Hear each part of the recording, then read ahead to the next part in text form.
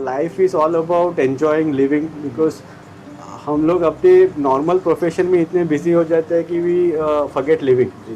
So you should live and you should enjoy the life as well. So अपने आप को इतना भी एंगेज नहीं रखना चाहिए कि आप जीना ही भूल जाए. तो that's my philosophy after Covid. Shikhar sir, अभी आगे का फिल्म सर आपसे कवर करना चाहूँगा. Yes, next yes. टाइम कौन सा है? नेक्स्ट टैंक रहेगा ये गोल्डन रैम्स का. हाँ. बेसिकली ये ब्लैक रैम्स की बेबी है. Okay. जो थ्रोबैक्स है क्या? थ्रोबैक्स, यस एग्जैक्टली. तो ये अभी आपको जुवेनल्स में दिखेंगे. Okay. थोड़ा 10-12 डेज जाने के बाद ये सेमी एडल्ट स्टेज में जाएंगे. अभी क्या एज रहेगा सर इनका? अभी 1 मंथ पकड़ सकते हो आप इन्हें. Okay, okay. और ये सबसे फास्ट ग्रोइंग है as compare to black rams, but they are sturdy enough as well as them. Okay. And they look very pretty. जी, जी. I love golden rams more than black rams because इनके ऊपर जो pattern आता है और colour आता है जो बॉडी का, हाँ. वो एकदम सुपर्ब लगता है. जब वो प्लांटेड टैंक्स में जी, जी, जाएंगे जी, ना, तब मैंने खुद ने एक बार एक एक्सपेरिमेंट किया था. एक गोल्डन रैम को निकाल के प्लांटेड में डाला था. हाँ. और उसका कलर्स था वो जस्ट मैग्निफिसेंट, एकदम सुपर्ब कलर था. और it will give a tough competition to GBR Okay. Because GBR को एकदम रेनबो पैटर्न है, हाँ, बट हाँ. इसको बस एक गोल्डन और ब्लू पैटर्न है. Okay. बट स्टिल ये उसको टफ दे सकता है कलर में. जी, जी, जी. इसीलिए ये मेरा फेवरेट है. एंड इसके अलावा आप देखोगे ये है starlight plecos which are also known as 183. ये एडल्ट्स हो गए हैं अभी. जी. सो इनके ये मेरे को सबसे फर्स्ट L सीरीज का इंट्रोडक्शन मिला था. अच्छा. कि ये L सीरीज भी होते हैं. बेसिकली मेरे को बस ब्रिसलनोस प्लेको मालूम था. हाँ, हाँ. उसमें भी बस अल्बिनो और ब्लैक. हाँ, हाँ. बिकॉज वो भी जब हम लोग शिफ्ट हो रहे थे तब उन्होंने एग्स ले किया था. Okay. तो मेरे को मालूम नहीं था कि प्लेकोस में भी वैरायटीज रहते हैं. हाँ. Specially known L46 which is the top notch pleco, zebra plecos. So ये पापा ने लाए थे. और जो बेसिकली आपको केव्स दिख रहे हैं सब, हाँ, हाँ. सब पापा ने हैंडमेड किए हैं. अच्छा. यस. एंड इसमें मेरा कंट्रीब्यूशन अब नहीं बोले कि तभी कुछ फर्क नहीं पड़ता था. बनाना सीखे अभी बिकॉज ये पेशेंस का काम है. हाँ, हाँ. और मेरे में पेशेंस ना के बराबर है. बट अभी पेशेंस आ रहा है क्योंकि पापा 100% पेशेंस से वो केव्स बनाना, फिर उसको मिट्टी में रहते के, क्या? हाँ. हाँ. और Okay. हैंड्स खराब होते हैं, स्टिकी होता है सब.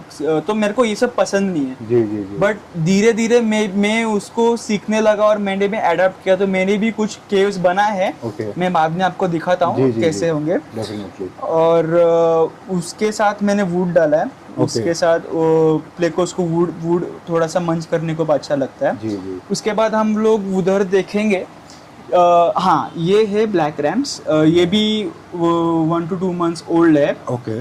इसके साथ हमने रखे हैं अल्बिनो ब्रिसलनोस प्लेकोस. हाँ, हाँ. और इनके बेबीज भी आपको दिखेंगे केव्स के ऊपर. हाँ, हाँ. वो ब्लैक ब्रिसलनोस के साथ अल्बिनो भी रखा है. Okay, okay. और ये केव्स भी हैंडमेड केव्स ही है. Super. जो आप बेबीज पीछे देख सकते हो हाँ. ब्रिसलनोस के. तो ये ब्लैक रैम्स के साथ एकदम अच्छे तरह रहते हैं. और ब्लैक रैम्स बेबीज को कुछ परेशान या तो कुछ खाते नहीं है. अच्छा. सो बेबीज के साथ बेबीज रखना इज वेरी गुड. एंड इनका जो लेफ्ट ओवर्स है वो बेबीज मंच करते हैं. And the cycle keeps on repeating. जी. So moving forward the next tank we can see here is the Super Red Plecos, which are the fourth or fifth batch, I guess. Okay. And they are currently munching upon the Dr. Bacillus and algae wafers from the Intan.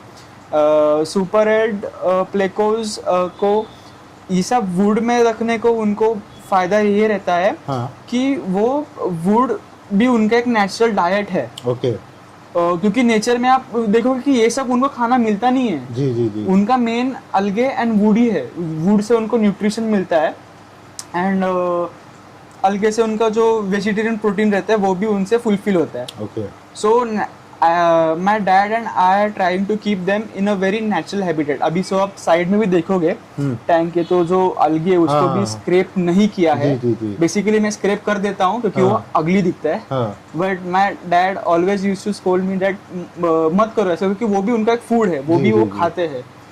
So yes वैसा है। तो लेकिन एक शायद sir एक doubt था, मतलब बाकी के बेबीज को हम लोग जस्ट फ्री स्विमिंग होते तो इनको बाकी के बेबीज को हम लोग ब्राइन श्रिम देते हैं। Okay. तो इनको भी ब्राइन श्रिम देना पड़ता है क्या? नहीं नहीं नहीं नहीं, इनको ब्राइम शिम देना नहीं start- पड़ता। Okay. हाँ बेसिकली इनका जो स्टेज रहता है रिगलर्स और वो जो बाहर आते हैं हाँ। उनको टब में रखते हैं ओके और उसके बाद उसके अंदर जो अलगे वेफर है तो फिर जो टब का जो बायोफिल्म बनता है हाँ हाँ वो उनका मेन सोर्स रहता है खाने का। अच्छा। 1 वीक तक वो बायोफिल्म कंज्यूम करते हैं। फिर वो थोड़े से बड़े हो जाने के बाद वो फिर वो आप इसका साइज रखोगे अलगे वेफर का हाँ हाँ तो वो उनके माउथ में फिट होएगा उतना ही साइज है। अलगे वेफर भी 2 साइज के आते हैं, एक बड़ा और ये साइज। तो हम लोग ये साइज ही प्रेफर करते हैं ओके क्योंकि बड़ा वाला तो बड़े खाएंगे हाँ। बट बड़ा वाला छोटे खा नहीं पाते हाँ। कभी कभी। सो ये साइज वो भी कंज्यूम कर सकते हैं और उनके लिए भी बहुत अच्छा रहता है। सही है। सो इसीलिए बेबीज उनके लिए बायोफिल्म सबसे इम्पोर्टेंट रहता है जब हैच होके नेक्स्ट स्टेज पे इवॉल्व होते हैं तब। सो मूविंग फॉरवर्ड ये नेक्स्ट टाइम में आपको नेक्स्ट बैच ऑफ रैम्स दिखेगा। इसमें भी गोल्डन रैम्स है और ब्लैक रैम्स है। ओके इसमें तो टोटली छेड़छाड़ कुछ किया नहीं है टैंक हाँ। में। जो टैंक जो जैसा नेचर में रहता है वैसा ही सब डाला है। प्लांट्स के बारे में सब पापा बताएंगे आपको। प्लांट में सीराटोफाइलम डिमर्सम है जिसको रैकून टेल भी बोलते हैं। So that is the most commonly available floating plant. तो इसको सबस्ट्रेट वगैरह का ज़रूरत नहीं होता है। So they grow floating on the surface of the water. Light basic minimum right में चल जाता है वो। और उसके तो अलावा देखा जाए तो ये बालकनी में सेटअप है तो सनलाइट भी आते ही यस तो अभी हम लोग बारिश के सीज़न में इसका छत निकाल देते हैं। सो इनफैक्ट ड्रॉ करते हैं हाँ तो it is a shaded area. Otherwise through out the rest of the year हाँ इसका शेड हम लोग निकाल देते हैं तो वो ओपन रहता है तो ब्राइट लाइट होता है। यहाँ पे अलजी और नेचुरल प्लांट ग्रोथ अच्छा मिलता है। और दूसरा नेट पॉट में है वो दैट इज़ अ एनोबियस कॉफीफोलिया। तो एक एडिशनल प्लांट ऐसे स्पेयर रखा है वहाँ पे। तो वो हम लोग मूव करते रहते हैं जहाँ पे रिक्वायरमेंट है। इसमें भी अलगी स्नेल्स है सब Yes, वो नेचुरल जैसे Natural. श्रेयस ने बोला हम लोग जितना नेचुरल होता है उतना रखते हैं। हाँ। क्योंकि प्लांट्स में और अलजी में भी इन्फोसोरिया होता है which provides food for the very small fry. ये तो कितने दिन के है रफी baby? These are approximately 20 days old। Okay 20 भी नहीं 15 days old है ये। तो मतलब वो B1 अभी B1 इंट्रोड्यूस होना है उनको। हाँ तो 20 days में they are introduce to B1 और 1 month के बाद they are completely weaned off the brine shrimp. Next sir ये है हमारा सुपर रेड का ब्रीडिंग सेटअप। सो इसमें आप दे सकते हो कि इसमें 2 मेल्स और 3 फीमेल्स है। ये ही टैंक ये एक्चुअली ये वाला सेटअप मैंने गिफ्ट किया था पापा को जब वो ट्रिप पे गए थे अच्छा तब ये मैंने बन के उनको डायरेक्ट दिखाया था कि ये मेरी तरफ से आपके लिए गिफ्ट है। तब वो सरप्राइज भी हो गए थे और थोड़ा सा गुस्सा भी हो गए थे मेरे पे कि पहले जगह नहीं है और एक टैंक बना के दिया। बट बाद में सब चिल हो गया। तो इसमें ही मेरे इसमें ब्रीड हुए थे केव्स में। देखो तो ये फीमेल है, फीमेल और मेल अंदर छुप गया होगा किधर तो। शायद सर अभी जो ये बेबीज देखे इनके ही बेबीज जी जी जी, इनके थर्ड या फोर्थ बैच रहेंगे, जैसे मैंने पहले बोला था वैसे ही है। ओके ओके ये सुपर रेड के, और उनकी सबसे फर्स्ट बैच ऊपर वाले टैंक में रखी है। ओके वो सबसे, ये देखो ये जो है ये ओह। सबसे फर्स्ट बैच है सुपर रेड की, जो पहले ब्रीड हुए थे हमारे पास। उनको भी हम लोग ने आलमंड लीव्स और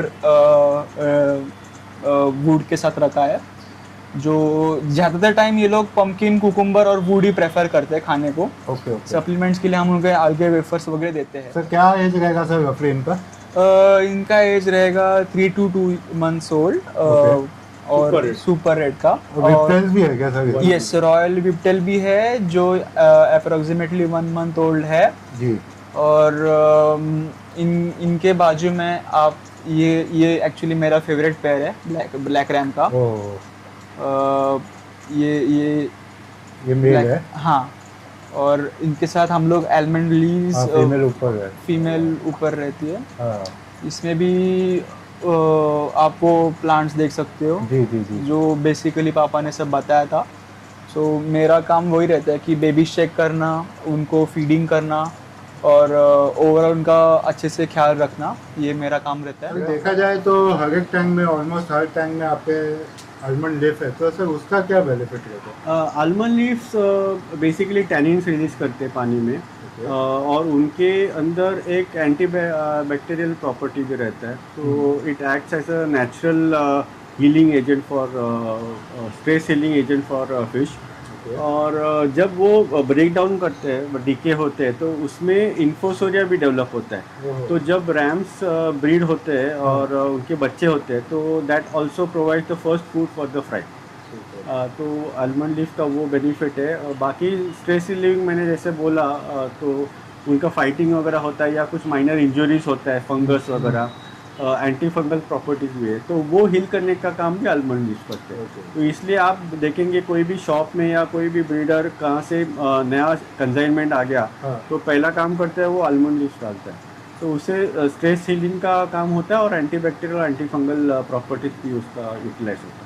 मतलब Kattappa leaf and this is the same ना? आलमंड लीफ का ही नाम कटप्पा लीफ है। Okay. उसको इंग्लिश नाम आलमंड लीफ है, otherwise common name is Kattappa leaf. तो जो हम लोग को जो रोड पे मिलते हैं वही यूज कर सकते हैं या? वो यूज़ करना थोड़ा सा रिस्की रहेगा, क्योंकि रोड पे जैसा व्हीकल्स आते जाते हाँ, हैं, हाँ। उनका फ्यूम्स, पेट्रोल का फ्यूम्स, कार्बन डिपॉजिट्स होते हैं, पेट्रोल या डीजल कुछ या कुछ अदर कंटेमिनेंट केमिकल्स रहता है। हाँ। तो अगर आपको वो यूज़ करना है तो मैं बोलूँगा उसको अच्छी तरह से धो के उसको थोड़ा सा प्री बॉईल करके यूज़ करेंगे तो थोड़ा सा सेफ रहेगा। और अगर आप कोई गार्डन या फॉरेस्ट से कलेक्ट करते हैं जहाँ पे पेस्टिसाइड्स वगैरह स्प्रे नहीं होते, तो वो आप डायरेक्टली यूज़ कर सकते हैं। ये शुड बी ड्राइड ना, कंप्लीटली ड्राइड? और ड्राइड होगा तो अच्छा रहेगा, क्योंकि टैनिन्स उसमें ज़्यादा मिलते हैं। और फ्रेश रहेगा यानी अभी जस्ट गिरा हुआ पत्ता रहेगा लेकिन ड्राई नहीं होगा, हाँ। तो that will provide more biofilm for the pleco fry. तो विपटेल्स या प्लेकोफ्राई के लिए वो ज़रा बेटर रहेगा, क्योंकि उसमें टैनिन्स कम रहेगा लेकिन वो ब्रेक डाउन अच्छा होता है, जल्दी होता है, और उसके ऊपर बायोफिल्म अच्छा बनता है, तो वो उनके लिए यूज़ हो सकता है। सर और एक डाउट था सर, हर एक टैंक में आपके यहाँ मैं फिल्टर्स देख रहा हूँ, हाँ। तो ये DIY फिल्टर्स है क्या सर? इसके बारे में इसमें मैं अलग अलग फिल्ट्रेशन यूज़ करता हूँ। लाइक अभी आप ये जो फिल्टर देख रहे हैं, हाँ। इसमें एक K2 मीडिया है। Okay so this is a purely biological filter. और ये दूसरा जो देख रहे हैं इसको मैटन फिल्टर बोलते हैं। ओके इसमें एक बेसिकली स्पंज होता है और पीछे दो पाइप रहते हैं जो एयर जिसमें जाता है, और जो पानी अंदर स्पंज से उसको खींच लेता है। अच्छा, मतलब डेब्रिस यहाँ स्पंज में हाँ, तो it also acts as a mechanical filter and biological filter, whereas this is a purely biological filter. K2 media is more efficient than a Matten filter. और आप ये देखेंगे इसमें पावर फिल्टर भी लगा है, क्योंकि इसमें प्लेकोस है। तो प्लेकोस जैसे मैंने बोला उनको फ्लो प्रेफर करते हैं, तो फ्लो चाहिए होता है उनको, तो टू प्रोवाइड द फ्लो मैं ओकेजनली पावर फिल्टर लगा लेता हूँ। मोस्टली प्लेको टैंक्स में पावर फिल्टर आपको दिखेगा। अभी फीडिंग दिया है इसलिए पावर फिल्टर्स बंद है, नहीं तो पूरा फीड फिल्टर खींच लेता है। तो इंटरमिटेंटली मैं वो फिल्टर चालू करता हूँ. तो बेसिकली 3 फिल्ट्रेशन में यूज़ करता हूँ, लेकिन my most go to filter is the sponge filter. तो वो फ्राई टैंक में ब्रीडिंग के लिए आप कहीं भी यूज़ कर सकते हैं, क्योंकि उसके अंदर फ्राई खींचने का चांस नहीं होता है. छोटे फ्राई के टैंक में मोस्टली स्पंज फिल्टर ही अच्छा रहता है. एंड सर आप वो वाटर चेंजेस का टाइम स्क्वीज करते हैं स्पंज फिल्टर? स्पंज फिल्टर बहुत ज़्यादा फ्रीक्वेंटली मैं क्लीन नहीं करता हूँ, क्योंकि फिर that disturbs the bacteria colony in the filter. तो ओकेजनली, यानी जब पूरा ही उसका फ्लो बंद हो जाए, बबल्स नहीं आ रहे, तो ही मैं उसको क्लीन करता हूँ. वो भी एक्वेरियम वाटर में या डिक्लोरिनेटेड वाटर में या बोरिंग के वाटर में उसको लाइटली स्क्वीज करके क्लीन करता हूँ, और ज़्यादा फ्रिक्वेंटली नहीं होता है. तो इसमें से एक्चुअली कोई भी फ़िल्टर ज़्यादा फ्रिक्वेंटली क्लीन नहीं होता है, apart from the power filters. Power filter frequently clean होता है, रेगुलरली क्लीन होता है, क्योंकि उनका प्राइमरी रीज़न है यूज़ करना इज द फ्लो के लिए यूज़ करते हैं, क्योंकि प्लेकोस को फ्लो चाहिए होता है. तो अदरवाइज मेरा पूरा filtration is biological filtration. Next time sir, next tank आप देखोगे ये रॉयल विपटेल्स की है. ये सबसे न्यूबॉर्न है, मतलब सबसे यंगेस्ट है ये अभी. इनका एज अभी 15 डेज रहेगा. और इनके साथ आप देख सकते हो कि ये जो फिल्टर आपने जो बोला था, इसको मतलब ज़्यादा छेड़छाड़ नहीं किया है फिल्टर के साथ. तो उस पे भी डीप क्लीनिंग नहीं किया, क्योंकि इसके अंदर जो गुड बेनिफिशियल बैक्टीरिया रहता है वो टैंक के लिए अच्छा रहता है. बेसिकली क्या होता है, ये बायोलॉजिकल फिल्टर है, उनको ज़्यादा फ्रीक्वेंटली आप छेड़ेंगे तो उसमें से जो बेनिफिशियल बैक्टीरिया होता है वो मरने का चांस होता है. वो अगर मर जाता है तो आपका बायोलॉजिकल साइकिल डिस्टर्ब होता है. तो उसको कम से कम आप छेड़ेंगे तो वो ज़्यादा एफिशिएंटली काम करता है, और आपका फिर वाटर क्वालिटी के इश्यूज नहीं आते. इसलिए उसको ज़्यादा छेड़ने नहीं है. जब पूरा फ्लो उसका बंद हो जाए तो या हम लोग अगर टैंक साइकिल कर रहे हैं, पूरा फिश निकाल के अभी दूसरा फिश आएगा, उसमें डीप क्लीनिंग होता है, तो वो टाइम पे हम लोग उसको क्लीन करते हैं, या we will exchange the filter with another tank filter. और यूजुअली 1-2 फिल्टर रहता ही है टैंक में, तो एक फिल्टर भी क्लीन हो जाए मेरा तो दूसरा फिल्टर इमीडिएटली टेक्स होगा, तो वो साइकिल ब्रेक नहीं होता. नेक्स्ट सर, नेक्स्ट ये हमारा एल सीरीज़ का टैंक है. तो इसमें आप सब स्कैटर्ड देखोगे, मतलब एकदम ऐसा जैसे लोग रखते हैं कि एकदम नीट एंड टिप टॉप, वैसा मुझे रखना पसंद है. बट पापा को ज़्यादा डिस्टर्ब सिचुएशन नहीं चाहिए इन प्ले को, क्योंकि ये सब इसमें आप देखेंगे स्नोबॉल एलेंगर टाइगर है, स्नोबॉल प्लेको है, और उसमें उनको पंपकिन दिया है खाने को, डॉक्टर बैसिलियस दिया है खाने को. इनके साथ इनके वुड भी रखा है. उसमें पीछे देखोगे आप K2 फिल्टर भी है. उसके साथ एक ईएन का फिल्टर भी है, और एक बैक स्पंज फिल्टर भी है, मैटन वो फिल्टर. हीटर आप देखोगे, हीटर बेसिकली ऑन नहीं रहता, बट हम लोग उसको टैंक में डाल के रखते हैं.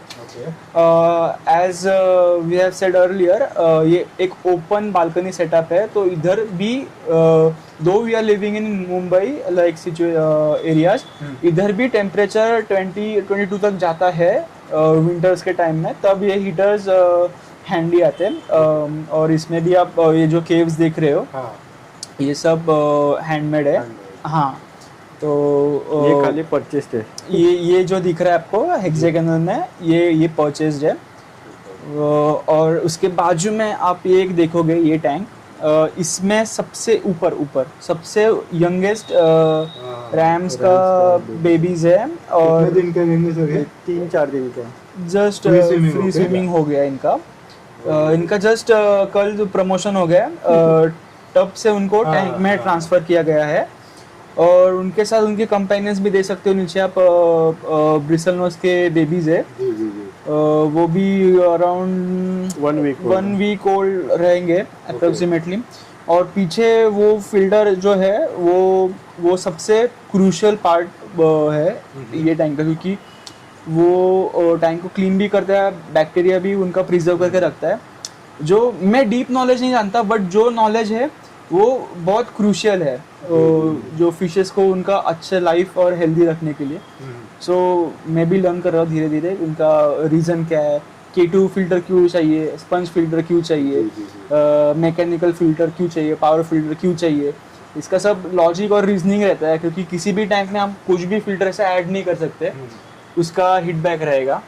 मतलब वो नेचुरली फूड भी उसको फिल्टर से मिलता रहेगा ना? यस यस, मिलता है, नो डाउट इन दैट, मिलता है। और अभी यस सब कुछ कवर हो गया है। और मैं आपको दिखाना चाहता हूँ कि मैंने जो केव्स बनाया है वो दिखाता हूँ आपको। अच्छा सर, ये आप बोल रहे थे क्या?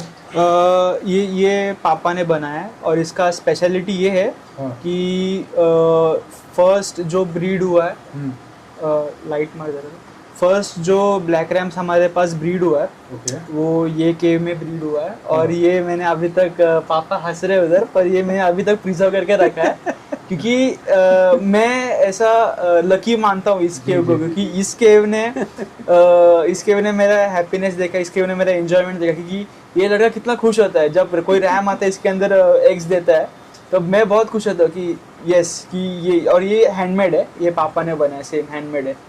इसमें बेसिकली रैम जाके एग्स ले करता है। और मूविंग फॉरवर्ड, ये जो 4 केव्स देख रहे हो आप, इनका जो साइज वगैरह सब है, टेक्सचर वगैरह सब, ये सब मैंने हैंडमेड बनाया है। ये सबसे फर्स्ट केव है जो मैंने ट्रायल एंड एरर बेसिस पे बनाया था। और मेरे को ये 4 केव्स बनने के लिए 2 आवर्स लगे अप्रोक्सीमेटली। ये अभी बेक नहीं है, इनको बेक करने का है। ये जो टेक्सचर है वुड का, ये एक ऐसा एस्थेटिक टेक्सचर रहता है टैंक में, नेचुरल फिनोमेनन रहता है एक फिश का, और अपने देखने के लिए भी अच्छा लगता है। सो मैं भी ट्रायल एंड एरर बेसिस पे कभी कभी फ्रस्ट्रेशन आता है कि ये खराब हो गया, वापस तोड़ के बनाना पड़ता है ना, तो उस बेसिस पे मैं सीख गया हूँ केव्स बनाना। और मुझे एक ऐसा बियॉन्ड स्टडीज कुछ ब्रेक लेना होता, या तो फिर एक्स्ट्रा करिकुलर एक्टिविटीज, या तो फिर कुछ मतलब अलग करना है। गेमिंग तो हो गया, गेमिंग तो सब बॉयज करते हैं, तो ये एक प्लेजर देता है। मतलब साइफन टैंक मेंटेनेंस वो तो सब चलता रहता है, पर उससे भी अलावा मतलब कुछ करना रहेगा तो बेसिकली उसको भी चैलेंजेस बहुत पसंद है। So he likes to try new things. जो स्टीरियोटाइप है वो नहीं करना है, उसको अलग करना है, जो बाकी कोई करता नहीं है।